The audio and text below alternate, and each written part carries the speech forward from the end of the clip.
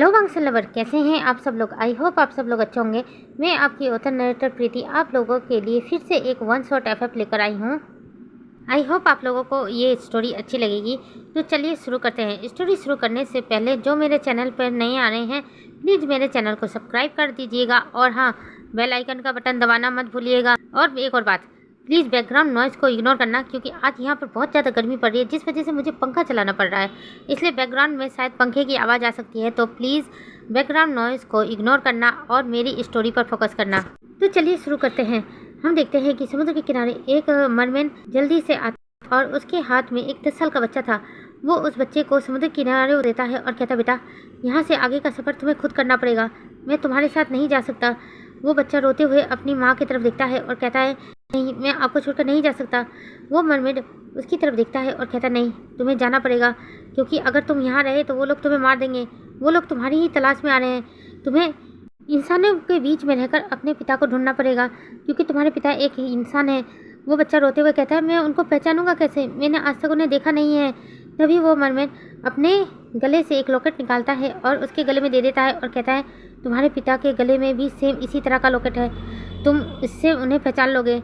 ऐसा कहकर वो मरमेड जल्दी से अपना लॉकेट उस बच्चे के गले में डाल देता है और कहता, बेटा अब जाओ यहाँ से, इससे पहले कि वो लोग यहाँ तक पहुँच जाए और तुम्हें कोई नुकसान पहुँचा दे, इससे पहले तुम्हें यहाँ से जाना होगा। जाओ यहाँ से बेटा, मैं अपना ख्याल रख लूँगा, तुम्हें मेरी चिंता करने की जरूरत नहीं है। ऐसा कहकर वो मरमेड बच्चे को से जाने को कहते हैं। बच्चा वहाँ भागने लगता है।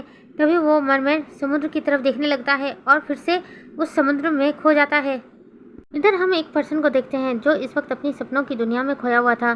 सपनों में वो देख रहा था कि वो अपने कैमरे के साथ नेचर की तस्वीरें ले रहा था। तभी अचानक चलते चलते वो समुद्र किनारे पहुंच जाता है। अभी रात का समय था लेकिन उस पर्सन को सब कुछ साफ साफ दिखाई दे रहा था क्योंकि आज फुल मून की नाइट थी। फुल मून की नाइट को सब कुछ ही साफ नज़र आ रहा था, इसलिए वो धीरे धीरे चलते चलते आगे चल रहा था और तस्वीरें क्लिक कर रहा था। तभी वो एक जगह आकर रुक जाता है। उसके नीचे एक गुफा थी। वो झुककर देखता है कि एक गुफा टाइप का कुछ है जिसके नीचे पानी बह रहा है। वो झुककर देखने लगता है लेकिन तभी अचानक उसका पैर फिसल जाता है और वो उस होल में गिर जाता है और उस पानी में इधर से उधर बहने लगता है। तभी अचानक से वो पानी पूरा सफ़ेद दूध की तरह हो जाता है। ये देखकर वो पर्सन हैरान हो जाता है। तभी उसके सामने एक बहुत खूबसूरत सा पर्सन आ जाता है। वो पर्सन अपने सामने वाले पर्सन को देखकर हैरान हो जाता है क्योंकि वो हद से ज़्यादा खूबसूरत नज़र आ रहा था। उसकी हल्की नीली आंखें उसे मदहोश कर रही थी। वो पर्सन धीरे धीरे उसके करीब बढ़ता है और सामने वाले पर्सन को किस करना स्टार्ट कर देता है और उसके बाद उन दोनों का एवरीडे मीन्स एवरीडे स्टार्ट हो जाता है। उस गुफा के अंदर अजीब सा धुआं था या ये कहें मैजिकल कुछ चल रहा था जिस वजह से उन दोनों को होश नहीं था कि वो दोनों क्या कर रहे हैं। तभी उस पर्सन की नींद खुल जाती है और वो झटके से उठकर बैठ जाता है और अपना हेड शक करता है और कहता है, मुझे हमेशा से यही सपना आता रहता है, पता नहीं क्यों, मुझे समझ में नहीं आता, मुझे हर बार यही सपना क्यों आता है। ऐसा कहकर वो फिर से अपना हेड शक करता है और अपने बेड से उतर जाता है और सीधे वॉशरूम में चला जाता है। वॉशरूम से फ्रेश होने के बाद वो वॉशरूम से बाहर आ जाता है और ऑफिस के लिए रेडी होने लगता है। तभी उसके दरवाजे पर नॉक होता है। वो पर्सन दरवाजे की तरफ देखता है और कहता है, कमिंग। तभी एक ओल्ड मैन उसके रूम में आता है और उसकी तरफ देखने लगता है और कहता है, तुम ऑफिस के लिए तैयार हो गए। वो हाँ में सर हिलाता है और फिर से रेडी होने लगता है। तभी उसके अंकल कहते हैं, वांग जी, मैं तुमसे बात कर रहा हूँ। वांग जी अपने अंकल की तरफ देखता है और कहता है, हाँ अंकल, मैं रेडी हो चुका हूँ, आप देख नहीं रहे हो। लैन कुरैन कहते हैं, मुझे सब दिखाई दे रहा है। मुझे तो एक बात समझ में नहीं आती, तुम मेरी बात मानते क्यों नहीं हो। वांग जी अपने अंकल की तरफ देखता है और कहता है, अंकल, मैंने आपसे कितनी बार कहा है मुझे अभी शादी नहीं करनी है, आप मेरे पीछे क्यों पड़े हुए हो। लैन कुरैन से वांग जी की तरफ देखते हैं और कहते हैं कि तो कब करनी है शादी, तुम्हारी उम्र देखिए है ढलती जा रही है। वांग जी अपना मुँह बना लेता है और कहता है, अंकल आपको पता है ना मैं शादी क्यों नहीं करना चाहता। लैन कुरैन गुस्से से वांग जी की तरफ देखते हैं और कहता है, हाँ हाँ मुझे पता है तुम शादी क्यों नहीं करना चाहते, तुम अपनी उस सो कॉल गर्लफ्रेंड का इंतजार कर रहे हो ना जो तुम्हें छोड़कर चली गई है। वांग जी अपने अंकल की तरफ देखता है और कहता है, अंकल ये आप किस तरह की बातें कर रहे हो, ऐसी बात नहीं है, मैं उसका इंतजार नहीं कर रहा हूँ। लैन कुरैन गुस्से में कहते हैं, हाँ मुझे अच्छी तरह पता है तुम उसी का इंतजार कर रहे हो, लेकिन मैं अब तुम्हारी कोई भी बात नहीं सुनना चाहता। आज शाम को मैंने तुम्हारे लिए एक ब्लाइंड डेट फिक्स की है और चुपचाप से चले जाना, नहीं तो भूल जाना कि तुम्हारा कोई अंकल है और मैं तुम्हें इस लैंड एम्पायर से बेदखल दूंगा। फिर रास्ते पे जो कटोरे लेकर भटकोगे ना तब तुम्हें पता चलेगा। वांग जी गुस्से से अपने अंकल की तरफ देखता है और कहता है, आपको ना कंपनी मैं ही चला रहा हूँ, लैन कुरन मुंह बना लेते हैं और कहते हैं हाँ मुझे पता है तुम ही चला रहे हो, लेकिन अभी भी मेरे ऊपर सब जिम्मेदारी है। मैं चाहूँ तो तुम्हें इस सारी लैन एम्पायर से तुम्हें बेदखल कर सकता हूँ। अभी भी सारी भागदौड़ मेरे हाथों में है, इसलिए भूलना मत और आज चुपचाप से चले जाना ब्लाइंड डेट पर। ऐसा कहकर लैन कुरन वहाँ से निकल जाते हैं। वांग जी को इस वक्त बहुत गुस्सा आ रहा था। वो गुस्से में अपने पैर को बेड पर दे मारता है, जिस वजह से उसी के पैर में चोट लग जाती है। वांग जी आउच आउच करते हुए अपने पैर के अंगूठे को पकड़ लेता है और कहता है मेरे अंकल का साथ दिमाग खराब हो गया है। मैं इतनी बार समझा रहा हूँ कि मुझे शादी नहीं करनी है, लेकिन वो मेरी शादी के ही पीछे पड़े हुए हैं। अब मैं क्या करूँ? कहकर वांग जी अपने सर वालों को नोच सकता है। मिरर में देखने लगता है, तब उसे अच्छा याद अरे उसे ऑफिस जाना है, नहीं तो देर हो जाएगी। इसलिए वांग जी फिर से अपने बालों को ठीक करता है और रेडी होकर अपने ऑफिस चला जाता है। लेकिन कुरन ने तो सारा दिन परेशान करके रखा। हर आधे बाद कुरन वांग जी को कहते थे और दिलाते थे कि उसे आज ब्लाइंड डेट पर जाना है। वांग जी बहुत इरिटेट हो जा रहा था, जिस वजह से वांग जी को बहुत तेज गुस्सा आ रहा था और अपना सारा गुस्सा वो कंपनी के एम्प्लॉय पर उतार देता है और सबको परेशान करके रख देता है। इवनिंग के समय भी अंकल कुरन वांग जी को कॉल करके कहते हैं कि तुम्हें ब्लाइंड डेट पर जाना है, तुम्हें याद है ना? वांग जी गुस्से में कहता हाँ अंकल मुझे याद है, आज सारा दिन आपने मुझे याद दिलाया है कि मुझे ब्लाइंड डेट पर जाना है और मैं चला जाऊँगा। मैंने कहा ना मैं चला जाऊँगा, अब मुझे परेशान मत कीजिए। वांग जी जब अपने ऑफिस आवर खत्म होने के बाद अपने कार में आकर बैठता है तो ड्राइवर अलग ही रूट पर ले जाने लगता है। वांग जी हैरानी से ड्राइवर की तरफ देखता है और कहता है तुम मुझे कहाँ ले जा रहे हो? ड्राइवर बिना वांग जी को देखे ही कह देता है सर आपके अंकल का फ़ोन आया था और मुझे आपको ब्लाइंड डेट पर लेकर जाना है। वांग जी इरिटेट हो जाता है और अपने हाथों की मुट्ठियाँ कस लेता है और कहता है ये अंकल नहीं सुधरेंगे, सबको बता दिया है कि मुझे आज ब्लाइंड डेट पर जाना है, मैं क्या करूँ? ऐसा कहकर वांग जी थोड़ा परेशान होता है। कुछ देर बाद वांग जी उस जगह पर पहुँच जाता है जहाँ पर उसके अंकल ने उसके लिए ब्लाइंड डेट रखी थी। वांग जी अंदर जाता है तो एक कॉर्नर पर एक लड़की बैठी थी जो वांग जी की तरफ देखकर मुस्कुरा देती है। वांग जी भी उसकी तरफ बढ़ने लगता है और कहता है तुम। तभी वो लड़की कहती है मुझे आपके अंकल लैन कुरन ने आपके साथ ब्लाइंड डेट पर भेजा है। वांग जी जब ये सुनता है तो अपना मुंह बना लेता है और फिर उसके बाद बैठ जाता है। उसके बाद वो दोनों आपस में बातें करने लगते हैं। वांग जी उसका नाम पूछता है तो वो अपना नाम वांग लिंगजाओ बताती है। वांग जी अपना नाम भी बताता है। उसके बाद दोनों बहुत देर तक बातें करने लगते हैं और साथ में डिनर भी करते हैं। कुछ देर बाद वांग जी वहाँ से जाने ही वाला था, तभी वांग लिंगजाओ कहती है कि क्या आप मुझे मेरे घर तक छोड़ सकते हैं? एक्चुअली मेरी कार ख़राब हो गई है। वांग जी जब ये सुनता है तो हाँ में सर हिलाता है और उसके बाद वांग लिंगजाओ को अपने साथ लेकर चलने लगता है। तभी वांग जी का ड्राइवर उसके पास आता है और कहता है सर एक्चुअली मुझे अभी इसी वक्त घर जाना होगा क्योंकि मेरे बच्चे की तबीयत ख़राब है। वांग जी जब ये सुनता है तो कहता है ठीक है तुम कार की की मुझे दे दो, कार मैं ड्राइव कर लूँगा और तुम घर जा सकते हो। ड्राइवर जब ये सुनता है तो खुश हो जाता है और वांग जी को कार की की देकर वहाँ से निकल लेता है। वांग जी वांग लिंगजाओ की तरफ देखता है और कहता है चलो मैं तुम्हें छोड़ देता हूँ। वांग लिंगजाओ मुस्कुरा देती है और उसके बाद दोनों ही कार में आकर बैठ जाते हैं। वांग लिंगजाओ वांग जी से बातें किए जा रही थी, लेकिन वांग जी बहुत कम ही बात कर रहा था। वांग लिंगजाओ वांग जी से कुछ पूछ रही थी तो वांग जी का ध्यान अचानक से वांग लिंगजाओ पर जाता है और अचानक से कोई उसके कार के सामने आ जाता है। वांग जी जल्दी से कार का ब्रेक लगाता है, लेकिन वांग जी को ऐसा लगता है कि कोई उसके कार के सामने आ गया है। वांग जी जल्दी से कार बंद करता है और कार से बाहर निकलता है। वांग लिंगजाओ भी वांग जी के साथ ही कार से बाहर निकल जाती है। वांग जी जब कार से बाहर आकर देखता है तो एक छोटा सा बच्चा उसके कार के सामने था, उसके सर से खून निकल रहा था। वांग जी यह देखकर घबरा जाता है। वांग लिंगजाओ भी घबरा जाती है। वांग जी जल्दी से उस बच्चे को अपनी बाहों में उठा लेता है और उसे होश में लाने की कोशिश करता है, लेकिन तब तक वो बच्चा बेहोश हो चुका था। वांग जी जल्दी से उस बच्चे को अपनी कार में लेता है और वांग लिंगजाओ से कहता है कि तुम कार ड्राइव कर सकती हो। वांग लिंगजाओ हाँ में सर हिलाती है। वांग जी जल्दी से उस बच्चे को पीछे लेकर बैठ जाता है और वांग लिंगजाओ को कहता है कि कार स्टार्ट करे। वांग लिंगजाओ जल्दी से कार स्टार्ट करती है और कार को सीधे हॉस्पिटल ले जाती है। वांग जी जल्दी से उस बच्चे को हॉस्पिटल में एडमिट करता है और वहीं पर रहता है। वांग लिंगजाओ काफ़ी देर तक तो वांग जी के साथ रहती है, लेकिन बाद में कहती है कि मुझे अब घर जाना होगा, रात काफ़ी हो चुकी है। वांग जी कहता है हाँ तुम चली जाओ, मैं तुम्हारे लिए टैक्सी बुक कर देता हूँ। ऐसा कहकर वांग जी अपना फ़ोन निकालता है और वांग लिंगजाओ के लिए एक टैक्सी बुक कर देता है। उसके बाद वांग लिंगजाओ वांग जी को गुड बाय कहकर वहाँ से चली जाती है। वांग जी अभी भी वहीं था। कुछ देर बाद डॉक्टर वांग जी के पास आता है और कहता है कि बच्चा अब सेफ है, अब उसकी जान को खतरा नहीं है, लेकिन उसके सर पर बहुत गहरी चोट लगी है। जिसे सुनने के बाद वांग जी को बहुत बुरा लगता है। डॉक्टर वांग जी की तरफ देखता है और कहता है वैसे वो बच्चा आपका क्या लगता है? वांग जी कहता है मेरा कोई नहीं लगता, अचानक से मेरी कार के सामने आ गया था। डॉक्टर कहते हैं कि हमें उसके पेरेंट्स से बात करनी होगी, बच्चे की उम्र बहुत कम है। वांग जी डॉक्टर की बात सुनने के बाद कहता है मैं कैसे कह सकता हूँ उसके पेरेंट्स कौन है, वो तो उसके होश में आने के बाद ही पता चल सकता है। डॉक्टर कहते हैं हाँ कुछ देर बाद उसे होश आ जाएगा तो आप चाहकर उससे मिल सकते हैं। कुछ देर बाद एक नर्स आकर बताती है कि उस बच्चे को होश आ गया है। वांग जी जैसे ही उस रूम में जाता है तभी डॉक्टर भी वहाँ आ जाते हैं। डॉक्टर जल्दी से जाकर उस बच्चे को चेक करने लगते हैं। वो बच्चा वांग जी को घूर घूर कर देख रहा था। तभी उस बच्चे की नज़र वांग जी के गले पर पड़े हुए एक लॉकेट पर जाती है। वो बच्चा हैरानी से वांग जी को देख रहा था। डॉक्टर उस बच्चे की तरफ देखता है और कहता, बेटा तुम कौन हो और तुम्हारा नाम क्या है? वो बच्चा कुछ भी नहीं कहता है और बस वांग जी को घूर घूर कर देखने लगता है। तभी डॉक्टर कहते हैं, बेटा तुम्हारे पेरेंट्स कहाँ पर हैं? वो बच्चा बस वांग जी को घूर घूर के देख रहा था और वांग जी की तरफ इशारा करते हुए कहता है, बाबा। वांग जी जब ये सुनता है तो हैरान हो जाता है। डॉक्टर भी हैरानी से वांग जी की तरफ देखता है और कहता है, वो कौन है तुम्हें पता है?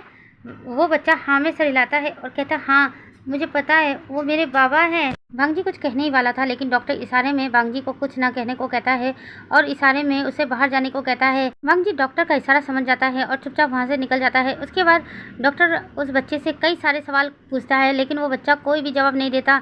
डॉक्टर थक हार कर उस रूम से बाहर आ जाता है। बाहर वांग जी खड़ा था। वांग जी हैरानी से डॉक्टर की तरफ देखता है और कहता है, डॉक्टर उस बच्चे ने मुझे बाबा कहा। डॉक्टर कहता है, हाँ मैंने भी सुना, मुझे लगता है ना मिस्टर लैन वो बच्चा अपनी याददाश्त खो चुका है। उसको कुछ भी याद नहीं, बस उसे ये याद है कि आप उसके बाबा हो। वांग जी हैरान हो जाता है और कहता है, लेकिन डॉक्टर मैं तो उसे आज पहली बार मिल रहा हूँ और वो इस तरह से रिएक्ट कर रहा है जैसे कि मुझे बहुत पहले से जानता है। डॉक्टर कहते हैं कि शायद आप उसके सामने पहले आए हैं इसलिए उसे लगता है आप उसके बाबा हैं। वांग जी जब डॉक्टर की ये बात सुनता है तो हैरान हो जाता है और कहता है, डॉक्टर अब हमें क्या करना चाहिए? डॉक्टर कहते हैं, मिस्टर लैन हमें तो लग रहा है कि उस बच्चे को आप अपने साथ ले जाइए। वांग जी और भी ज़्यादा हैरान हो जाता है और कहता है, क्या कहा आपने? डॉक्टर कहते हैं, हाँ मिस्टर लैन उस बच्चे की याददाश्त खो चुकी है और उसका एक्सीडेंट आपके ही कार से हुआ है। वो तो हम आपको अच्छी तरह से जानते हैं इसलिए हम लोगों ने कोई भी पुलिस कार्रवाई नहीं की है, लेकिन अगर कोई और होता तो अब तक पुलिस आ चुकी होती। आप समझ रहे हैं ना मैं क्या कहना चाहता हूँ? वांग जी समझ रहा था डॉक्टर के कहने का मतलब। वांग जी कहता है, ठीक है मैं उसे अपने साथ ले जाने के लिए तैयार हूँ। डॉक्टर कहता है, उसे कल सुबह डिस्चार्ज कर देंगे, आप चाहे तो कल सुबह उसे आकर ले जा सकते हैं। वांग जी हाँ में सर हिलाता है और उसके बाद कहता है, क्या फिर अभी मैं घर जा सकता हूँ? डॉक्टर हाँ में सर हिलाता है। वांग जी वहाँ से जाने ही वाला था तभी एक नर्स दौड़ती हुई डॉक्टर के पास आती है और कहती है, डॉक्टर वो बच्चा बहुत रोए जा रहा है और बार बार अपने बाबा को बुला रहा है। डॉक्टर जब ये सुनता है तो हैरान हो जाता है। वांग जी भी ये सुनकर हैरान हो जाता है। वांग जी डॉक्टर की तरफ देखता है और कहता है, क्या हुआ है? तो डॉक्टर कहता है, वो बच्चा रो रहा है और आपको बुला रहा है। मिस्टर लैन एक बार आप उस बच्चे से मिलकर जाइए। वांग जी हाँ में सर हिलाता है और जल्दी से उस रूम के अंदर चला जाता है। वो बच्चा अभी ज़ोर ज़ोर से रो रहा था। जैसे उस बच्चे की नज़र वांग जी पर पड़ती है तो वो जल्दी से अपनी बेड से उठ जाता है और भागते हुए वांग जी को हक कर लेता है। वांग जी ये देखकर हैरान हो जाता है। वांग जी जल्दी से उस बच्चे को अपनी बाहों में उठा लेता है और कहता है, क्या हुआ, तुम इस तरह से रो क्यों रहे थे? वो बच्चा वांग जी की तरफ देखता है और कहता है, बाबा आप मुझे छोड़कर जा रहे थे ना, मुझे पता है आप मुझे फिर से छोड़कर जा रहे थे। वांग जी जब ये सुनता है तो उसकी पीठ को थपथपाने लगता है और कहता है, मैं कहीं नहीं जा रहा था, मैं बस बाहर ही था।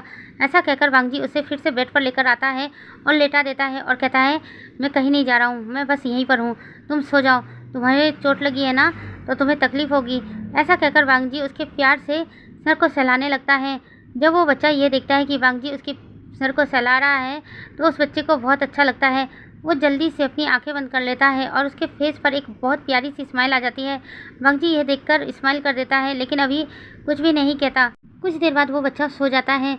वांग जी जब ये देखता है कि ये बच्चा सो चुका है तो वो वहाँ से जाने लगता है, लेकिन तभी अचानक वांग जी रुक जाता है क्योंकि उस बच्चे ने वांग जी के हाथ को कस के पकड़ रखा था।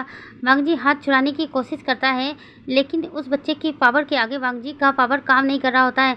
वांग जी हैरानी से उस बच्चे के हाथ को देखता है और कहता है, ये कितना ताकतवर है, मैं इससे हाथ छुड़ाने की कोशिश कर रहा हूँ लेकिन इसने इतने कस के पकड़ रखा है कि मैं अपना हाथ छुड़ा ही नहीं पा रहा। थक हार कर वांग जी वहीं पर बैठ जाता है लेकिन थोड़ी देर बाद वांग जी को भी नींद आने लगती है तो वांग जी उसी बच्चे के बगल में जाकर लेट जाता है और उसको अपने बाहों में भरकर सो जाता है। जैसे ही वांग जी सो जाता है वो बच्चा अपनी आंखें खोलता है। उस बच्चे की आंखें अचानक से ओशन ब्लू हो जाती है और उस बच्चे के फेस पर भी एक बहुत बड़ी स्माइल आ जाती है। उसके बाद वो भी अपनी आंखें बंद कर लेता है। यहाँ से सीन शिफ्ट करके हम नेक्स्ट मॉर्निंग का सीन देखते हैं। नेक्स्ट मॉर्निंग वांग जी की आंखें खुलती है तो वो धीरे धीरे उठने लगता है। अभी भी वो बच्चा उसकी बाहों में सो रहा था। वांग जी जब उठकर बैठता है और उस बच्चे को देखने लगता है, ना जाने क्यों वांग जी को बहुत अच्छा सा फील होता है।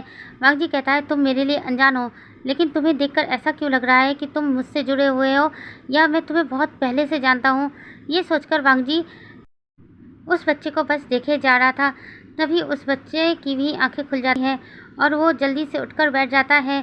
और वांग जी की तरफ देखने लगता है और कहता है बाबा आप उठ गए। वांग जी मुस्कुराता है और हाँ हिलाता है और कहता है मैं उठ गया, चलो मैं फ्रेश करवा देता हूँ। ऐसा कहकर वांग जी उस बच्चे को अपनी बाहों में उठा लेता है और उसे वॉशरूम ले जाता है। वॉशरूम ले जाने के बाद वांग जी उसे फ्रेश करवाता है और उसके बाद कहता है मैंने तो तुम्हारा नाम पूछा ही नहीं, तुम्हें पता है तुम्हारा नाम क्या है? तो वो बच्चा हाँ में सर हिलाता है और कहता है हाँ मुझे पता है ना मेरा नाम क्या है। वांग जी हैरान हो जाता है और कहता है तुम्हें अपना नाम याद है? वो बच्चा हाँ में सर हिलाता है और कहता है हाँ मुझे याद है, मेरा नाम आयुआन है। वांग जी जब ये सुनता है तो कहता ओह तो तुम्हारा नाम आयुआन है, तुम्हें पता है मैं कौन हूँ? आयुआन हाँ में सर हिलाता है और कहता है हाँ मुझे पता है ना आप कौन हो। तो वांग जी कहता है तो मैं कौन हूँ बताओ मुझे। आयुआन वांग जी की तरफ देखता है और कहता है आप मेरे बाबा हो। वांग जी कहता है अच्छा मैं तुम्हारा बाबा हूँ, ये तुम्हें किसने बताया? आयुआन मुस्कुरा देता है और कहता है मुझे मेरी माँ ने बताया कि आप मेरे बाबा हो। वांग जी जब ये सुनता है तो हैरान हो जाता है और कहता है तुम्हारी माँ ने? तो आयुआन हाँ में सर हिलाता है और कहता है हाँ मम्मा ने मुझे बताया आप मेरे बाबा हो। वांग जी कहता अच्छा तो तुम्हारी माँ कहाँ पर है? आयुआन जब ये सुनता है तो उसकी आंखों से आंसू बहने लगते हैं और रोते हुए कहता है माँ नहीं है बाबा, माँ नहीं है, माँ ने छोड़ दिया मुझे। वांग जी जब ये सुनता है तो जल्दी से आयुआन को गले से लगा लेता है और उसको थपथपाने लगता है। आयुआन अभी भी सुबक सुबक कर रो रहा था। वांग जी को समझ में नहीं आ रहा था ये बच्चा इस तरह से रो क्यों रहा है। वांग जी उसे शांत करने की कोशिश करता है। थोड़ी देर बाद आयुआन शांत हो जाता है। वांग जी उसकी आंखों के आंसुओं को पोंछता है और कहता है तुम रो क्यों रहे थे? आयुआन नाम में सर हिलाता है। उसके बाद वांग जी उसे वॉशरूम से बाहर लेकर आ जाता है। तब तक नर्स और डॉक्टर दोनों आ चुके थे। आयुआन को चेक करने लगते हैं। आयुआन को चेक करने के बाद डॉक्टर वांग जी की तरफ देखता है और कहता है मिस्टर लैन आप चाहे तो इसे घर ले जा सकते हैं, हम इसे डिस्चार्ज कर रहे हैं। वांग जी जब ये सुनता है तो हाँ में सर हिलाता है। उसके बाद आयुआन की तरफ देखता है और कहता है आयुआन तुम मेरे साथ घर जाना चाहोगे? आयुआन हाँ में सर हिला देता है। वांग जी जल्दी से आयुआन को बाहों में उठा लेता है और आयुआन को लेकर सीधे अपने कार में आता है और आयुआन को कार में बिठा देता है और खुद कार ड्राइव करने लगता है। आयुआन अभी भी चुपचाप वहाँ पर बैठा हुआ था और इधर उधर देख रहा था। वांग जी जब यह देखता है कि आयुआन सब चीज़ों को छू छू कर देख रहा था और हैरान हो रहा था तो वांग जी को हैरानी होती है और कहता है ये आजकल का बच्चा है और फिर भी इस तरह से हैरान हो रहा है, क्या बात है? वांग जी आयुआन की तरफ देखता है और कहता है आयुआन बेटा कुछ चाहिए क्या? आयुआन वांग जी की तरफ देखता है और कहता है नहीं बाबा मुझे कुछ भी नहीं चाहिए। उसके बाद आयुआन चुपचाप हो जाता है लेकिन थोड़ी देर बाद वो फिर से वांग जी की तरफ देखता है और कहता है वैसे बाबा हम कहाँ जा रहे हैं? वांग जी आयुआन की तरफ देखता है और मुस्कुरा देता है और कहता है हम घर जा रहे हैं। आयुआन जब ये सुनता है तो खुश हो जाता है और कहता है सच में बाबा हम घर जा रहे हैं? वांग जी हाँ में सर हिलाता है और उसके बाद और सीधे आयुआन को लैंड मेंशन में ले जाता है। लैंड मेंशन में पहुंचने के बाद वांग जी कार से उतरता है और आयुआन को अपनी बाहों में उठा लेता है और मेंशन के अंदर जाने लगता है। जैसे ही वांग जी मेंशन के अंदर पहुंचता है तो लैंड कुरेन की नज़र वांग जी पर पड़ती है। लैंड कुरेन जल्दी से वांग जी के पास आता है और आयुआन की तरफ देखते हुए कहता है वांग जी तुम कल सारी रात कहाँ थे और ये बच्चा कौन है? वांग जी आयुआन की तरफ देखता है और उसके बाद अंकल की तरफ देखता है और कहता है अंकल मैं पहले इसे रूम में ले जाऊँ फिर उसके बाद आकर आपसे बात करता हूँ। ऐसा कहकर वांग जी आयुआन को सीधे अपने रूम में ले जाता है और उसे बेड पर लेटा देता है और कहता बेटा तुम यहाँ आराम करो मैं थोड़ी देर में आता हूँ। आयुआन जब ये सुनता है तो हाँ में सर हिलाता है और चुपचाप लेटे रहता है। वांग जी उसे अच्छे से ब्लैंकेट से टक करता है और उसके बाद अपने रूम से बाहर आ जाता है। लैंड कुरेन अभी भी वांग जी का इंतजार कर रहे थे। वांग जी अंकल के पास आता है। अंकल कहते हैं वांग जी वो बच्चा कौन है? वांग जी अपना सर नीचे करता है और कहता है एक्चुअली में अंकल कल रात को जब हम वापस आ रहे थे तो इस बच्चे का मेरी कार से एक्सीडेंट हो गया। लैंड कुरेन जब ये सुनते हैं तो हैरान हो जाते हैं और कहते हैं वांग जी ये क्या कह रहे हो तुम? वांग जी हाँ में सर हिलाता है और कहता है हाँ अंकल कल रात को मैं और वांग लिंगजाओ वापस आ रहे थे तो मेरी कार से इस बच्चे का एक्सीडेंट हो गया है। इसके सर पर गहरी चोट लगी है जिस वजह से इसे कुछ भी याद नहीं है। इसको लगता है कि मैं इसका बाबा हूँ। लैंड कुरेन जब ये सुनते हैं तो कहते हैं क्या?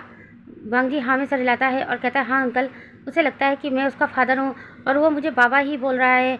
मैंने उससे उसका नाम पूछा तो उसे उसका नाम तो याद है लेकिन उसके अलावा उसे कुछ भी याद नहीं है।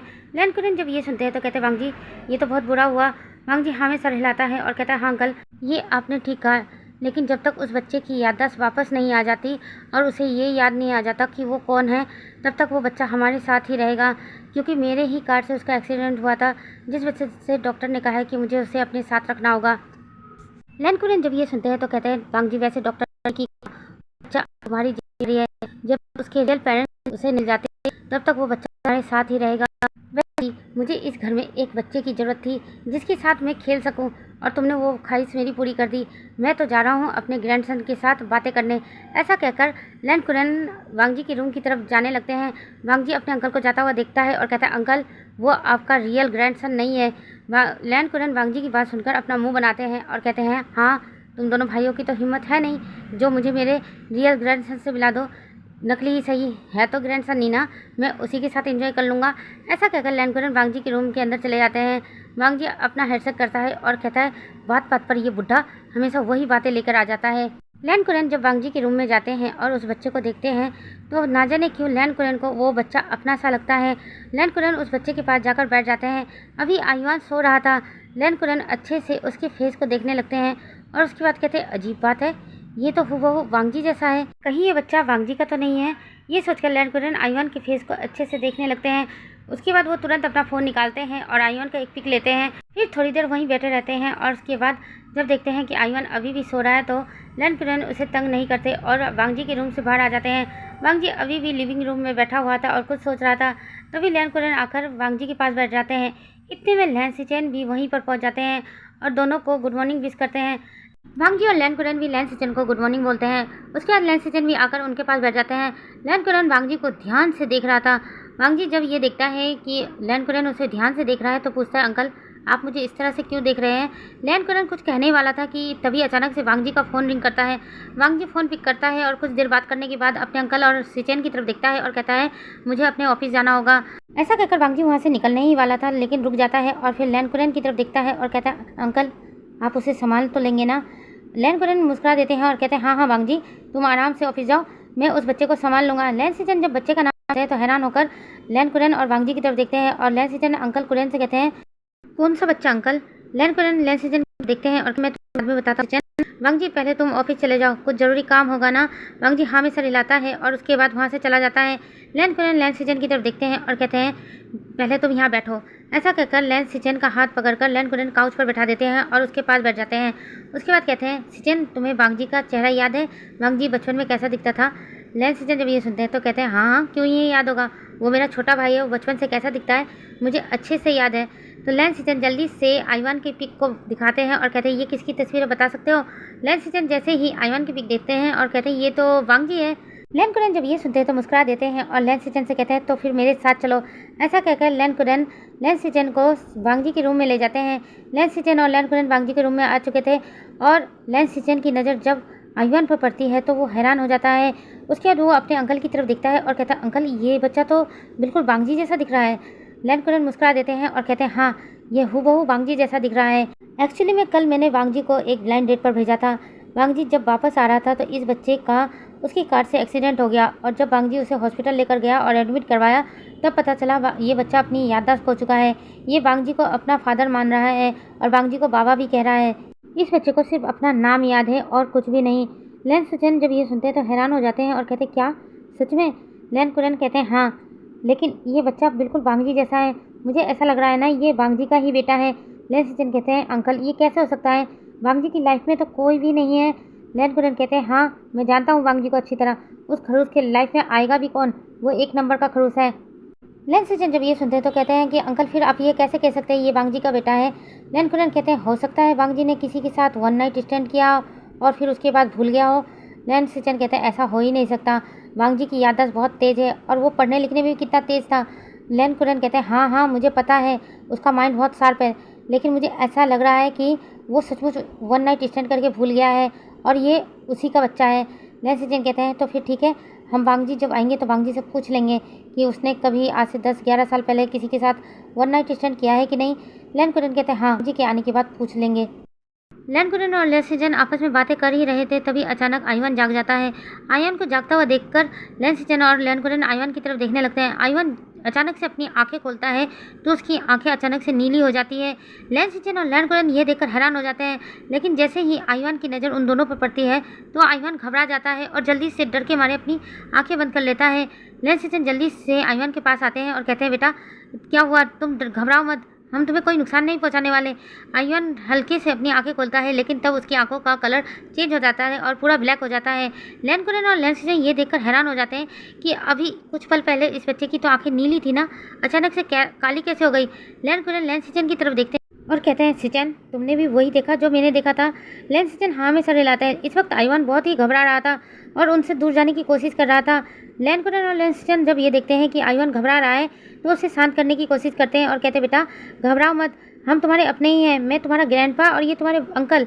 लैन कुरन की बातें सुनने के बाद आयुआन लैन सिचन और लैन कुरन दोनों को देखता है। तभी लैन सिचन धीरे से अपना हाथ आगे बढ़ा देता है। आयुआन जब यह देखता है तो लैन सिचन के हाथ को टच करने लगता है और टच करके कुछ महसूस करने लगता है। आयुआन को जब ये महसूस होता है कि लैन सिचन से उसे कोई खतरा नहीं है तो वो लैन सिचन की तरफ बढ़ जाता है। लैन सिचन जल्दी से आयुआन को हक कर लेते हैं और कहते हैं घबराओ मत बेटा, हम तुम्हारे अपने ही हैं, मैं तुम्हारा अंकल और वो तुम्हारे ग्रैंडपा। आयुआन रोते हुए लैन सिचन की तरफ दिखता है और कहता है अंकल बाबा कहाँ हैं, बाबा दिखाई क्यों नहीं दे रहे हैं। लैन सिचन जब ये सुनते हैं तो कहते हैं तुम्हारे बाबा को एक ज़रूरी काम है, वो इस वक्त ऑफिस गए हैं, थोड़ी देर बाद आ जाएंगे। आयुआन जब ये सुनता है तो मुंह में सर हिलाता है। लैन कुरन आयुआन की तरफ देखते हैं और कहते हैं आयुआन बेटा तुम्हें भूख लगी है। आयुआन हाँ में सर हिलाता है और कहता है हाँ मुझे बहुत भूख लगी है। लैन सिचन जब ये सुनते हैं तो कहते हैं चलो पहले तुम थोड़ा फ्रेश हो जाओ, उसके बाद हम नीचे चलते हैं कुछ खाने के लिए। आयुआन हाँ में सर हिलाता है। उसके बाद लैन सिचन लैन कुरन की तरफ देखते हैं और कहते हैं अंकल आप नीचे जाइए, मैं आयुआन को फ्रेश करा कर लेकर आता हूँ। लैन कुरन हाँ में सर हिलाते हैं। उसके बाद वांग जी के रूम से बाहर चले जाते हैं। लैन सिचन आयुआन को फ्रेश करने के बाद उसे नीचे लेकर आते हैं। उसके बाद लैन सिचन अंकल की तरफ देखते हैं और कहते हैं अंकल इसके तो कपड़े नहीं हैं, बस मैंने इसे फ्रेश करवा दिया है, इसके कपड़े चेंज नहीं किए हैं। लैन कुरन कहते हैं एक काम करो सिचन, इसे लेकर जाओ और इसको अच्छे से शॉपिंग करवा देना। लैन सिचन हाँ में सर हिलाते हैं। उसके बाद आयुआन को लेकर कुछ खाने बैठ जाते हैं। लैन कुरन अपने हाथों से आयुआन को खिला रहे थे, आयुआन भी मज़े से खाना खा रहा था। उसके बाद लैन सिचन आयुआन को लेकर शॉपिंग करने चले जाते हैं और आयुआन को बहुत सारे कपड़े और खिलौने खरीद के देते हैं, जिस वजह से आयुआन बहुत ज़्यादा खुश हो जाता है। यहाँ से सीन शिफ्ट करके हम इवनिंग का सीन देखते हैं। वांग जी अपने घर आता है तो देखता है कि लैन सिचन और लैन कुरन दोनों ही आयुआन के साथ खेल रहे हैं और दोनों ही बहुत ज़्यादा खुश हैं। वांग जी ये देखकर मुस्कुरा देता है और वांग जी भी उनके पास आ जाता है। आयुआन जैसे ही वांग जी को देखता है तो बहुत खुश हो जाता है और भागकर वांग जी को हक करने की कोशिश करता है, लेकिन आयुआन वांग जी के सिर्फ कमर तक जाता है, इसलिए वो कमर से ही हक कर लेता है। वांग जी जल्दी से नीचे झुकता है और आयुआन को अपनी बाहों में उठा लेता है और कहता है तुम कैसे हो। आयुआन कहता है मैं ठीक हूँ बाबा। उसके बाद आयुआन वांग जी की तरफ देखता है और कहता है आपको पता है बाबा, अंकल और ग्रैंडपा ने मुझे बहुत सारे खिलौने खरीद के दिए हैं, आप देखना चाहेंगे, चलिए मेरे साथ। ऐसा कहकर आयुआन लैन कुरन और लैन सिचन की तरफ इशारा करता है। वांग जी आयुआन को लेकर वहाँ आ जाता है तो आयुआन जल्दी से वांग जी के गोद से नीचे उतर जाता है और सारे खिलौनों को एक एक करके वांग जी को दिखाने लगता है। वांग जी आयुआन के फेस पर खुशी देख रहा था। आयुआन बहुत ज़्यादा ही खुश था। वांग जी आयुआन की खुशी देख पा रहा था और उसे देखकर वांग जी भी मुस्कुरा रहा था।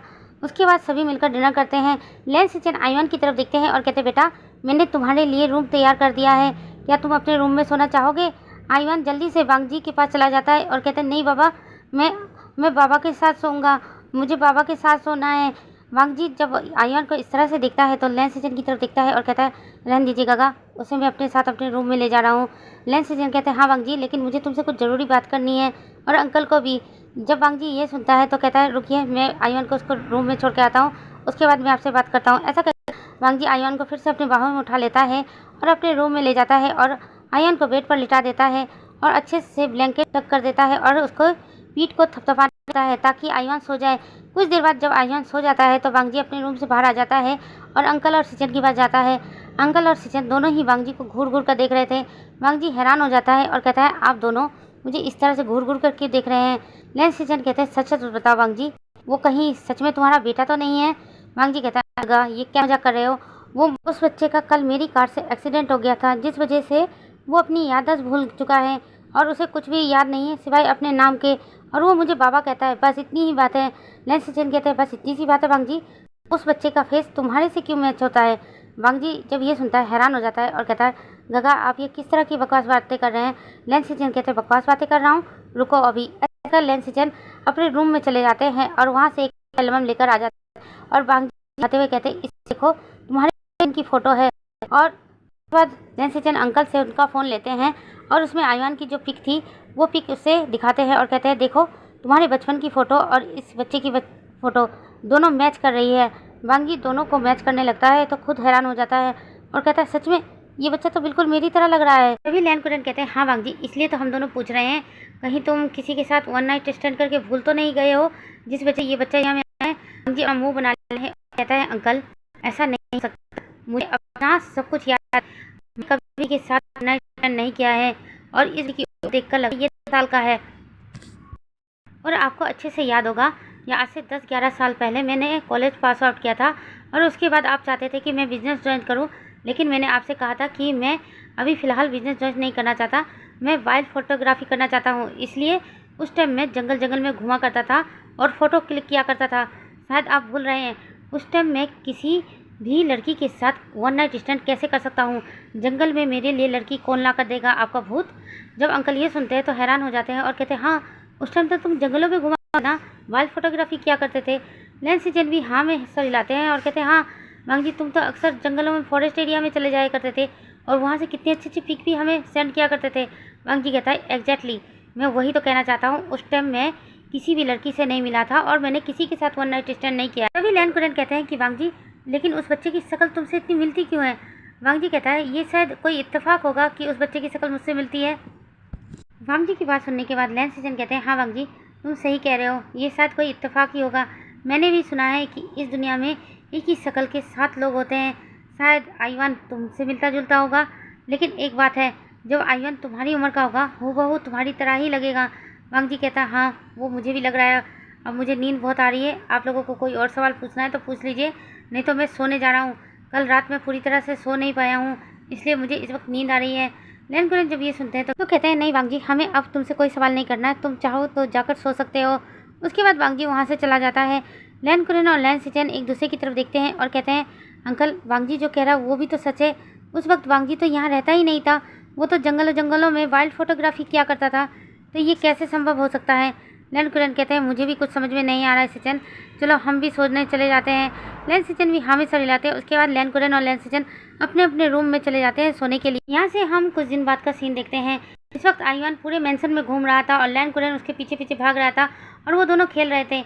इन कुछ दिनों में आईवान लैन कुरन के बहुत ही करीब आ चुका था, यहाँ तक कि लैन सीजन के भी और वांग जी के भी। जब भी वांग जी ऑफिस से घर आता था तो वो उम्मीद करता था आईवान उसके पास आएगा और भागकर उसे हक कर लेगा, और होता भी ऐसा था। जैसे ही वांग जी ऑफिस से घर आता था तो आईवान सबसे पहले वांग जी से जाकर मिलता था, जिसको देखकर वांग जी के फेस पर बहुत बड़ी स्माइल आ जाती थी। अब तो वांग जी ये भी भूल चुका था कि आईवान उसका खुद का बेटा नहीं है। वांग जी तो आईवान को अपना ही बेटा समझने लगा था। लैन कुरन भी आईवान को ही अपना ग्रैंडसन मानते थे। एक दिन लैन कुरन के पास वांग लिंगजाओ के फादर का कॉल आता है। वांग लिंगजाओ के फादर लैन मेंशन में आना चाहते थे और वांग जी और वांग लिंगजाओ की शादी की बात करना चाहते थे। लैन कुरन को इस रिश्ते से कोई परेशानी नहीं थी, इसलिए वो वांग जी से पूछते हैं तो वांग जी भी कह देता है कि उसे भी कोई परेशानी नहीं है, वांग लिंगजाओ एक अच्छी लड़की है। लैन कुरन जब ये सुनते हैं तो वांग लिंगजाओ के फादर को लैन मेंशन में आने को कह देते हैं। उधर जब आईवान को पता चलता है कि वांग जी शादी कर रहा है तो आईवान बहुत गुस्सा आता है। आईवान वांग जी से बात करना चाहता था, लेकिन वांग जी को ऑफिस में कुछ ज़रूरी काम था, इसलिए वांग जी ऑफिस चला जाता है और सीधे इवनिंग को ही घर वापस आता है। इतने में वांग लिंगजाओ की फैमिली भी वहाँ आ जाती है, जिस वजह से आईवान को वांग जी से बात करने का बिल्कुल भी मौका नहीं मिलता। वांग जी ऑफिस से आकर सीधे अपने रूम में जाता है। आईवान भी वांग जी के पीछे पीछे रूम में आ जाता है और कहता है, बाबा मुझे आपसे कुछ ज़रूरी बात करनी है। वांग जी मुस्कुराकर आईवान की तरफ देखता है और अपना ड्रेस चेंज करने लगता है और कहता है, बोलो आईवान तुम्हें क्या बात करनी है। आईवान कहता है कि बाबा आप शादी क्यों कर रहे हैं। वांग जी जब ये सुनता है तो आईवान की तरफ देखने लगता है और कहता है, क्या कहा तुमने। आईवान रोनी सी सूरत बना लेता है और कहता है, बाबा आप शादी क्यों कर रहे हैं, आप मम्मा को धोखा क्यों दे रहे हैं। वांग जी हैरान हो जाता है और आईवान की तरफ देखता है और कहता है, मैं तुम्हारी मम्मा को धोखा नहीं दे रहा हूँ आईवान, और मैं तो तुम्हारी मम्मा को जानता भी नहीं हूँ। ये कहकर वांग जी फिर से तैयार होने लगता है। आईवान कुछ कहने ही वाला था कि तभी लैन सीजन वहाँ आ जाते हैं और वांग जी से कहते हैं, वांग जी वांग लिंगजाओ के फादर और मॉम आ चुके हैं और अंकल से बात कर रहे हैं, तुम जल्दी नीचे आ जाओ। वांग जी हाँ में सर हिलाता है और कहता है, हाँ गगा मैं रेडी हूँ, चलो चलते हैं। ऐसा कहकर वांग जी लैन सीजन के साथ नीचे आने लगता है। आईवान भी उनके पीछे पीछे आ जाता है। आईवान को देखकर वांग लिंगजाओ के फादर लैन कुरन की तरफ देखते हैं और कहते हैं, ये बच्चा किसका है। लैन कुरन कुछ कहने ही वाले थे, लेकिन तभी वांग लिंगजाओ धीरे से अपने फादर के कुछ कहती है। उसके बाद उसके फादर मुस्कुराते हैं और कहते हैं, हाँ हाँ ठीक है मैं समझ गया। उसके बाद सभी लोग आपस में बातें करने लगते हैं। आईवान अभी भी खड़ा होकर उन सबको देख रहा था, उसे बहुत तेज गुस्सा आ रहा था, इसलिए वो वहाँ पर ज़्यादा देर रुकता नहीं है और सीधे स्विंग एरिया की तरफ चला जाता है। वहाँ चुपचाप बैठा है। उसकी आंखें अचानक से नीली हो जाती है। आईवान गुस्से से अपने हाथों की मुट्ठियाँ कसने लगता है। स्विमिंग पूल का पानी भी उथल पुथल करने लगा था। काफ़ी तक आयुआन जब उन लोगों के पास नहीं आता तो वांग जी थोड़ा परेशान होता है और उसके बाद इधर उधर देखने लगता है और फिर कहता है ये आयुआन कहाँ गया। ऐसा कहकर वांग जी वहाँ से जाने लगता है, लेकिन तभी वांग लिंगजाओ वांग जी का हाथ पकड़ लेती है और कहती है तुम बैठो यहाँ बातें करो। तो उसको मिलती हूँ, भी एक्सीडेंट के बाद में एक बार भी नहीं मिली हूँ, तुम सोच रही हूँ उससे लूँ। वांग जी जब ये सुनता है तो हाँ मिला देता है। उसके बाद वांग लिंगजाओ आयुआन को ढूंढते हुए स्विमिंग पूल वाले एरिया में आ जाती है।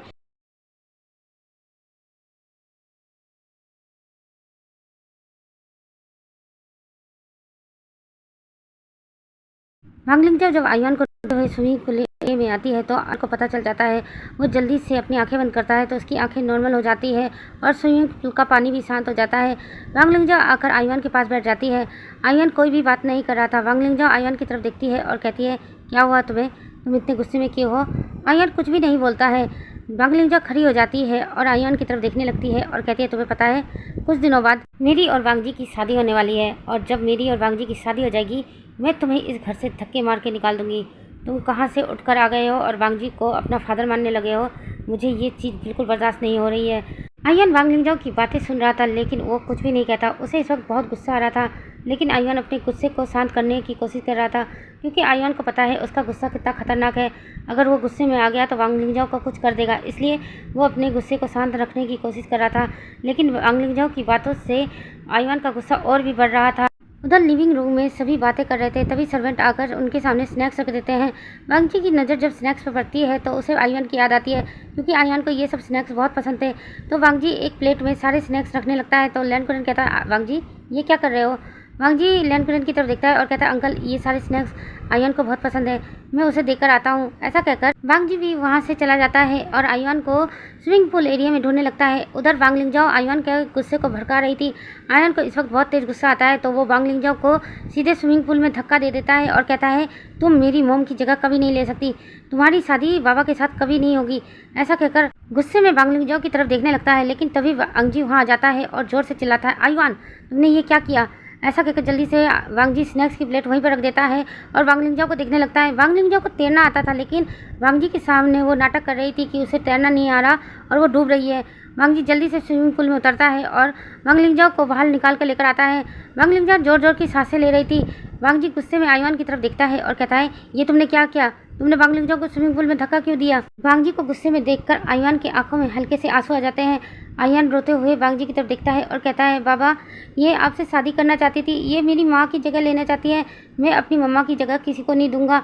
आप मेरी मम्मा से धोखा कैसे कर सकते हो, आप इनसे शादी कैसे कर सकते हो। वांग जी जब आयुआन की ये बातें सुनता है तो गुस्से में उसकी तरफ देखता है और कहता है मैं तुम्हारी माँ को धोखा नहीं दे रहा हूँ क्योंकि तुम मेरे बेटे नहीं हो। उस दिन मेरी कार से तुम्हारा एक्सीडेंट हो गया था और तुम्हें कुछ याद नहीं था, इसलिए मैं तुम्हें घर पर लेकर आया हूँ। इसका मतलब ये नहीं कि तुम मेरे सच में बेटे बन गए हो।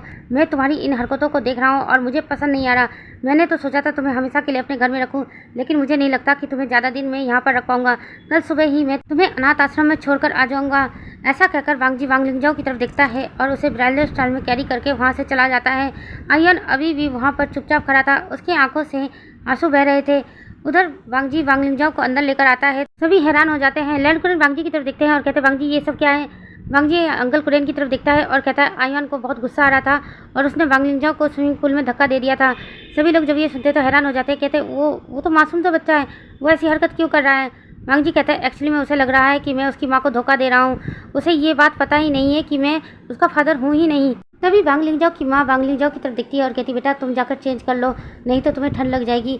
वांग लिंगजाओ हाँ में सर हिलाती है। उसके बाद वांग जी कहता है मैं तुम्हें कुछ कपड़े देता हूँ। ऐसा वांग लिंगजाओ को अपने रूम में लेकर आता है और अपने कुछ कपड़े दे देता है, यानी कि ये अल्फा के कपड़े थे, लेकिन वांग लिंगजाओ के पास अभी अपने कपड़े थे, इसलिए वो वांग जी के कपड़े को ले लेती है और पहनती है और अपनी ही मन में स्मिक करती है और कहती है आज मुझे तुम्हारे कपड़े मिले हैं और एक दिन तुम पूरे के पूरे मेरे हो जाओगे।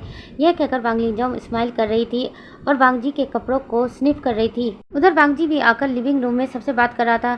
बहुत जल्द वांग जी और वांग लिंगजाओ की सगाई की अनाउंसमेंट भी हो जाएगी, यही बातें चल रही थी। उसके बाद वांग लिंगजाओ भी वहाँ आ जाती है और उनको ज्वाइन करती है। वो लोग आपस में कुछ देर बात करते हैं। उसके बाद वांग लिंगजाओ के फादर लैंड कुरेन की तरफ देखते हैं और कहते हैं तो फिर तेरा आज से 15 दिन बाद वांग जी और वांग लिंगजाओ की शादी की अनाउंसमेंट कर देंगे और साथ में उन दोनों की एंगेजमेंट भी। लैन करेन भी हाँ में सर लाते हैं। उसके बाद वांग लिंगजाओ की फैमिली वहाँ से चली जाती है। इस दौरान वांग जी आयुन को बिल्कुल भूल ही चुका था। लैन करेन को लैन सीजन और वांग जी से बिजनेस के सिलसिले में कुछ जरूरी बात करनी थी, इसलिए वो लोग स्टडी रूम में चले जाते हैं। वहाँ काफ़ी देर तीनों बातें करते हैं। उसके बाद वांग जी सीधे अपने रूम में आता है। क्योंकि काफ़ी रात हो चुकी थी तो वांग जी को लगा था आयुन आकर सो चुका होगा, लेकिन जैसे ही वांग जी अपने रूम में आता है तो आयुन बेड पर नहीं होता। वांग जी यह देखकर हैरान हो जाता है। उसके बाद मन में सोचता है शायद अंकल के पास होगा, जाकर लेकर आता हूँ। ये सोचकर वांग जी सीधे लैन कुरेन के रूम में जाता है। अंकल अभी सोने की तैयारी कर ही रहे थे तो वांग जी वहाँ आ जाता है और कहता है अंकल आयुन आपके पास है। अंकल जब ये सुनते हैं तो कहते हैं नहीं बेटा, वो मेरे पास क्या करेगा, वो तो रात को तुम्हारे साथ सोता है ना। वांग जी जब ये सुनता है तो कहता है हाँ, लेकिन आयुन रूम में नहीं है। लैन कुरेन जब ये सुनते हैं तो हैरान हो जाते हैं और कहते हैं शायद वो सिचन के पास हो। वांग जी हाँ में सर हिलाता है। उसके बाद लैन कुरेन और वांग जी सीधे सिचन के रूम के पास जाकर उसके डोर को नॉक करते हैं। लैन सिचन जल्दी से अपने रूम का डोर खोलते हैं और सामने लैन कुरेन और वांग जी को देखकर हैरान हो जाते हैं और कहते हैं वांग जी क्या बात है। वांग जी लैन सिचन की तरफ देखता है और कहता है गगा क्या आयुन आपके पास है। लैन सिचन जब ये सुनते हैं तो कहते हैं नहीं, आयुन मेरे पास क्या करेगा, इतनी रात को तो वो तुम्हारे साथ रहता है ना। वो सारा दिन हमारे साथ खेलता है लेकिन रात को वो तुम्हारे साथ ही सोता है, ये तो तुम्हें पता है ना। वांग जी कहता है हाँ, लेकिन आयुन मेरे रूम में नहीं है। लैन सिचन जब ये सुनते हैं तो हैरान हो जाते हैं और कहते हैं क्या। फिर उसके बाद वो तीनों ही मेंशन में आयुन को ढूंढने लगते हैं, लेकिन आयुन का कुछ भी पता नहीं चलता है। वांग जी अब घबरा रहा था। लैन कुरेन वांग जी की तरफ देखते हैं और कहते हैं कि लास्ट टाइम तुमने आयुन को कहाँ देखा था। वांग जी कहता है वो स्विमिंग पूल एरिया में था। तभी तीनों दौड़कर स्विमिंग पूल एरिया में जाते हैं तो देखते हैं कि आयुन वहाँ पर नहीं है। वांग जी ये देखकर हैरान हो जाता है। वांग जी की नज़र उस स्नैक्स की प्लेट पर पड़ती है जो जैसे कि तैसी ही थी। वांग जी अब अपने मन में सोचता है ये कहाँ गया होगा। लैन कुरेन और लैन सिचन भी ये देखकर हैरान हो जाते हैं और उसके बाद लैन सिचन वांग जी की तरफ देखते हैं और कहते हैं वांग जी तुमने आयुन से ऐसा क्या कहा था जिससे आयुन गुस्सा हो गया। वांग जी लैन कुरेन और लैन सिचन की तरफ देखता है और कहता है एक्चुअली मुझे उस वक्त बहुत गुस्सा आ गया था, इसलिए मैंने आयुन को बता दिया कि मैं उसका फादर नहीं हूँ और वो अगर इस तरह की हरकतें करेगा तो मैं उसे अनाथ आश्रम में देकर आ जाऊँगा। लैन सिचन जब ये सुनते हैं तो हैरान हो जाते हैं और गुस्से में वांग जी से कहते हैं तुमने एक मासूम बच्चे से ये कहा, वो बच्चा तुमसे नाराज़ हो गया। वांग जी लैन सिचन की तरफ है और कहता है हाँ जानता हूँ गगा, वो शायद मुझसे नाराज़ हो गया है और कहीं छुप कर जाकर बैठा है, हमें उसे ढूंढना होगा। तभी लैन कुरेन कहते हैं यहाँ पर सीसीटीवी कैमरा है, उससे पता लगा सकते हैं कि आयुन कहाँ गया है। वांग जी और लैन सिचन जब ये सुनते हैं तो जल्दी से सीसीटीवी कैमरा चेक करने लगते हैं। वांग जी देखता है आयुन काफ़ी देर तक स्विमिंग पूल वाले एरिया में खड़ा था। उसकी आंखों से आंसू बह रहे थे, जिसे देखने के बाद तीनों को बहुत तकलीफ होती है। लैन कुरेन तो गुस्से से वांग जी की तरफ देख रहा था। उसके बाद देखते हैं कि आयुन चुपचाप वहाँ से जाने लगता है और मेंशन के मेन गेट के पास आकर खड़ा हो जाता है। मेंशन का गेट इस वक्त बंद था। तभी अचानक से मेंशन का मेन गेट खुल जाता है और आयुन उससे बाहर निकल जाता है। लैन सिचन और वांग जी जब ये देखते हैं तो हैरान हो जाते हैं। उसके बाद लैन कुरेन गुस्से से वांग जी की तरफ देखता है और कहता है मैं कुछ नहीं जानता, मुझे मेरा ग्रैंडसन मेरे घर में वापस चाहिए। तुम होते कौन हो उसे अनाथ आश्रम में भेजने वाले।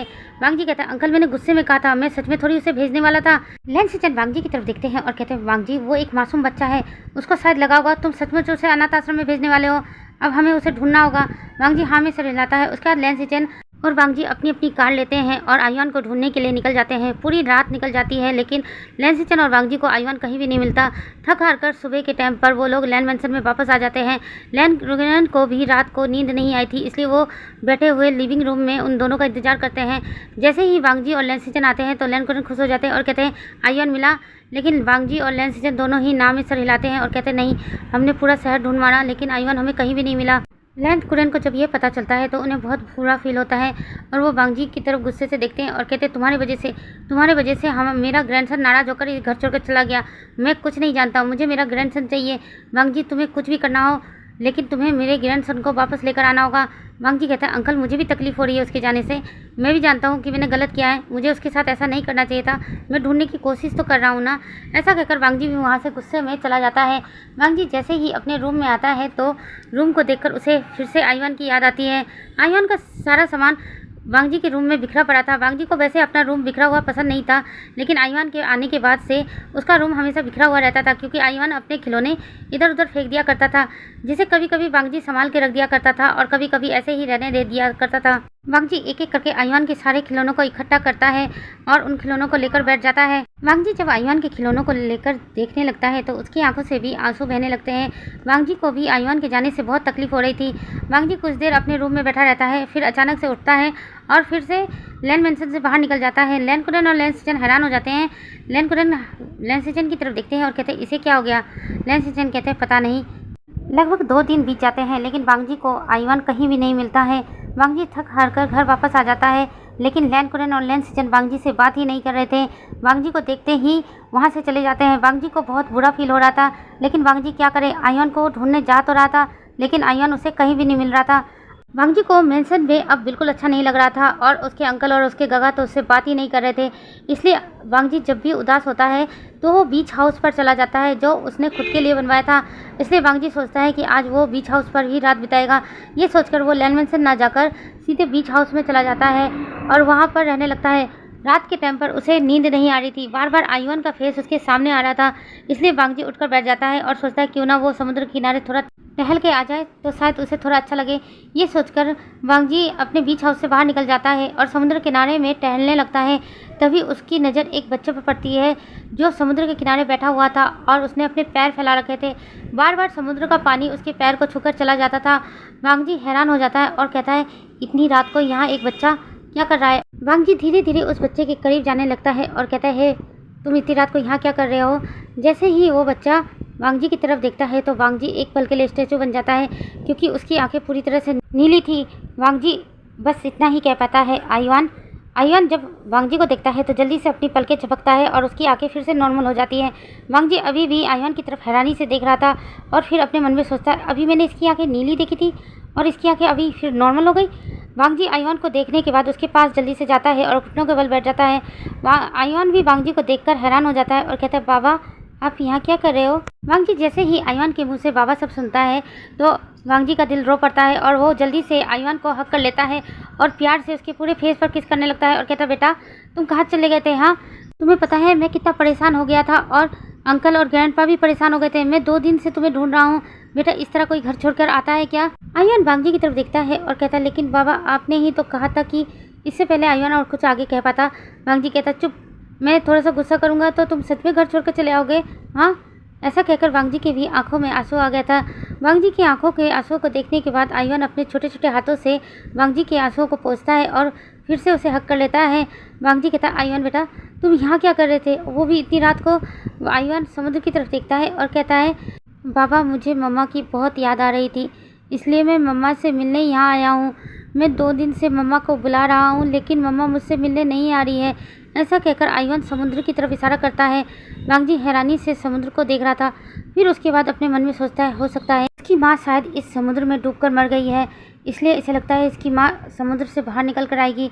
वांग जी जब ये सोचता है तो उसे आयुआन के लिए बहुत बुरा फील होता है। वांग जी आयुआन की तरफ देखता है और कहता है बेटा जो चला गया वो कभी वापस नहीं आ सकता। आयुआन कहता नहीं मेरी मम्मा आएगी, उन्होंने कहा था जब भी मुझे उनकी याद आए मैं उनको बुलाऊं तो वो आ जाएंगी, लेकिन अभी तक नहीं आई बाबा। 2 दिन से बुला रहा हूँ, 2 दिन से मैं यहाँ बैठकर रो रहा हूँ लेकिन मम्मा नहीं आई। वांग जी जब आयुआन की ऐसी मासूम बातें सुनता है तो उसे भी बहुत तकलीफ होती है और वो जल्दी से आयुआन को हक कर लेता है और कहता है बेटा कोई नहीं आने वाला, चलो मेरे साथ घर चलो। तुम्हारे अंकल और तुम्हारे ग्रैंडपा बहुत परेशान हो रहे हैं। तुम्हें पता है 2 दिन से तुम्हारे ग्रैंडपा ने मुझसे बात तक नहीं की है, वो भी मुझसे बहुत नाराज़ है क्योंकि मैंने तुम्हें डांटा था। आयुआन जब ये सुनता है तो कहता है बाबा मैं आपसे नाराज़ नहीं हूँ, बस मुझे मम्मा की याद आई थी इसलिए मैं यहाँ मिलने चला आया, लेकिन मम्मा तो आ ही नहीं रही। ऐसा कहकर आयुआन वांग जी को हक कर रोने लगता है। वांग जी उसके पीठ को थपथपाने लगता है और उसको बाहों में लेकर खड़ा हो जाता है और अपने बीच हाउस की तरफ जाने लगता है और अपने मन में सोचता है मैं अंकल और गगा को फ़ोन करके बता दूंगा कि आयुआन मुझे मिल चुका है और उसे कल सुबह मैं लैन मैंशन ले जाऊंगा। ये सोचकर वांग जी आगे बढ़ने लगता है। आयुआन का फेस इस वक्त समुद्र की तरफ था और आयुआन समुद्र को देख रहा था। तभी अचानक से समुद्र में लहरें तेज होने लगती हैं। आयुआन जब यह देखता है तो हैरान हो जाता है। आयुआन वांग जी को रुकने को बोलता है लेकिन वांग जी कहता है नहीं बेटा रात काफ़ी हो चुकी है, अब तुम्हें सो जाना चाहिए। मैं अंकल और गगा को फ़ोन करके बता दूंगा कि हम लोग कल सुबह आएंगे, उन्हें ये भी तो बताना है तुम मुझे मिल चुके हो, वो दोनों कितना खुश हो जाएंगे। ऐसा कहकर वांग जी आगे बढ़ने लगता है लेकिन तभी अचानक से समुद्र में से तूफान आने लगता है। वांगजी जब ये देखता है कि तूफान आ रहा है तो वो अपने कदम को तेज कर देता है और बीच हाउस की तरफ बढ़ने लगता है। लेकिन आयुन वांगजी की बाहों में छटपटाने लगता है और वांगजी की कैद से आज़ाद होने की कोशिश करता है। वांगजी हैरानी से आयुन की तरफ देखता है और कहता है, आयुन क्या हुआ? आयुन कहता है, बाबा मुझे नीचे उतारिए, मम्मा आ रही है। वांगजी हैरान हो जाता है और कहता है, क्या कहा तुमने? आयुन हाँ में सर हिलाता है और कहता है, हाँ मम्मा आ रही है, मुझे मम्मा के पास जाना है। ऐसा कहकर आयुन उस तूफान की तरफ बढ़ने लगता है। वांगजी जब ये देखता है कि आयुन समुद्र की तरफ बढ़ रहा है और समुद्र में तूफान आ रहा है तो वांगजी घबरा जाता है और वो भी आयुन के पास जाने लगता है। वांगजी को इस वक्त आयुन की चिंता हो रही थी और आयुन समुद्र की तरफ बढ़ रहा था। वांगजी चिल्ला चिल्ला कर बोल रहा था, आयुन वापस आ जाओ, समुद्र में तूफान आया है। लेकिन आयुन वांगजी की कोई भी बात नहीं सुन रहा था और समुद्र की तरफ भाग रहा था। आयुन समुद्र के किनारे जाकर खड़ा हो जाता है। समुद्र का पानी तेज लहरों के साथ आयुन के पास आ तो रहा था लेकिन आयुन को टच करते ही दूर चला जा रहा था। तभी अचानक से समुद्र के अंदर से एक तेज आवाज आती है और समुद्र के बीच से एक नीली रोशनी निकलती है और उसके अंदर से एक मरमेड बाहर आकर ठीक समुद्र के किनारे आकर गिर जाती है। आयुन जब ये देखता है तो हैरान हो जाता है और भागकर उस मरमेड के पास जाता है और मम्मा मम्मा कहकर चिल्लाने लगता है। वांगजी एक पल स्टैचू ही का उस आज पहली बार एक मरमेड देखा। हैरान हो जाता है, कहता है सच में मरमेड होते हैं? आयुन जब अपनी माँ को देखता है तो हैरान हो जाता है क्योंकि उसके माँ के पूरे शरीर पर जख्म ही भरे थे और उनमें से खून निकल रहा था। आयुन की आंखों से आंसू बहने लगते हैं और कहते हैं, मम्मा आपको क्या हुआ है? अभी वो मरमेड बेहोश था। वांगजी अभी भी अपनी जगह पे स्टेचू बने खड़ा था और आयुन और उस मरमेड को देख रहा था और हैरान हो रहा था। आयुन बार बार अपनी माँ को बुला रहा था लेकिन उसकी कोई भी जवाब नहीं थी। आयुन की आंखों से आंसू बह रहे थे।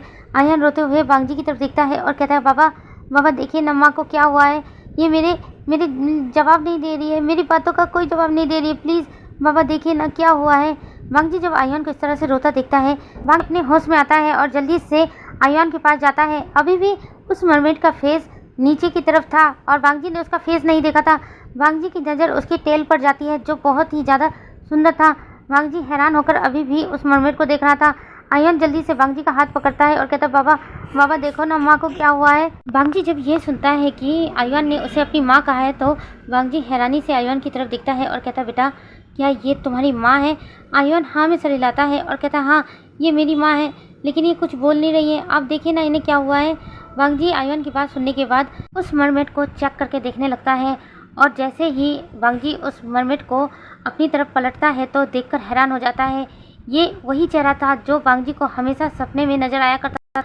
वांगजी हैरानी से उस मरमेड के फेस को देकर जा रहा था और ये चेहरा तो हमेशा मुझे सपनों में आता था, जो मेरा ड्रीम था अचानक से रियल कैसे हो सकता है? यही फेस था, मैं इस फेस को कभी नहीं भूल सकता, लेकिन ये अभी मेरे सामने और ये एक मरमेड है।